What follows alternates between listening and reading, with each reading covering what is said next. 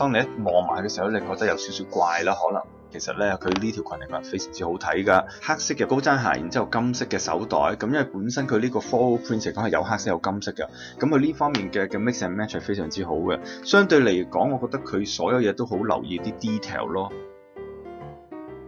就唔係差㗎。Once again，咁呢條 straight 嘅 cocktail dress 係好特別嘅，亦都好 full of design。呢條裙最大嘅問題俾唔到我一個 wow 嘅感覺啊！名模嚟講啦，就其實係可以做到呢點㗎，每一次出現都。Jazz pen 嚟講咧，令到佢咧俾人一種咧好特別同埋好高貴嘅一種感覺，但係同一時間咧又冇失咗一個所謂嘅 fashion sense 或者 trendy 嘅 design 喎。佢襯嘅首飾啊、手袋啊、鞋啊，全部咧都係襯到絕嘅。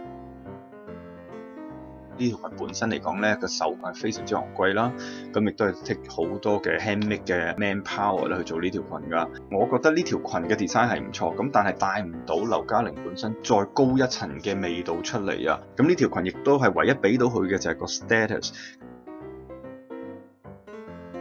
呢個 outfit 嚟講，我好中意啊！即係望埋佢覺得好 sexy 啊，好 feminine， 好靚，好 trendy， 都好特別啦。咁但係咧，除咗呢樣嘢之外咧，就係最唔好嘅就係顏色啦。上身嘅黑色同佢嘅下身嘅 dress pant 嘅黑色其實係唔同㗎，係唔同料啦，亦都唔同嘅黑色嚟嘅，有少少 off 嘅，亦都俾佢一種好 weird 嘅感覺。